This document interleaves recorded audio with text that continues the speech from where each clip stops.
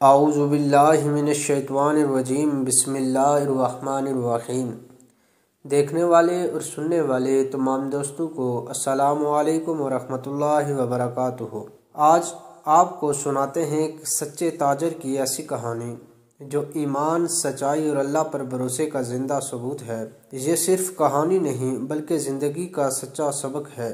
ایک بار ایک نیک اور سچا تاجر تجارتی سفر کے لیے قافلے کے ساتھ دوسرے شہر جا رہا تھا۔ اس کے پاس قیمتی مال اور سونے کے دینار تھے اور دل میں یقین تھا کہ اللہ اس کی حفاظت کرے گا۔ جب وہ ایک جنگل کے قریب پہنچا تو لوگوں نے کہا، رک جاؤ، آگے ڈاکو ہیں، وہ سب کچھ لوٹ لیں گے۔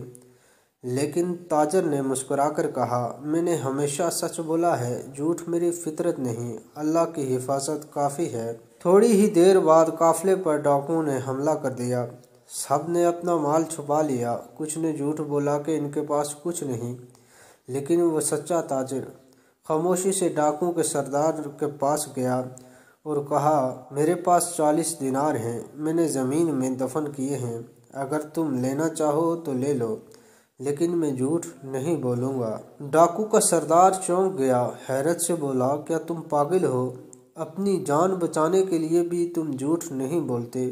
تاجر نے جواب دیا، میں نے اپنے رب سے وعدہ کیا ہے، کبھی جھوٹ نہیں بولوں گا، کیونکہ وہ ہر وقت مجھے دیکھ رہا ہے۔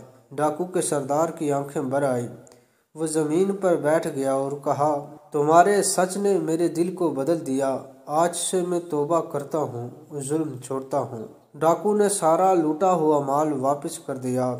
اس نے اپنے ساتھیوں سے بھی کہا، ہم نے بہت ظلم کیا ہے، اب اللہ سے معافی مانگتے ہیں۔ قافلے کے سب لوگ حیران ہو گئے اور سچے تاجر کو دعائیں دینے لگے۔ اس کے ایک سچے عمل نے کئی لوگوں کی زندگیاں بدل دی۔ ناظرین، اس کہانی کا سبق یہ ہے، سچائی ایمان کی علامت ہے۔ اللہ پر بھروسہ رکھنے والے کبھی نقصان نہیں اٹھاتے۔ نیکی ایک دل سے نکل کر کئی دلوں تک پہنچتی ہے۔ جو اللہ کے لیے سچ بولتا ہے، اللہ اس کے لیے راستے کھول دیتا ہے۔ اگر آپ کو یہ سبق آموز کہانی پسند آئی ہو تو لائک کریں، شیئر کریں اور ہمارے چینل کو سبسکرائب کریں۔ تب تک کے لیے اللہ حافظ۔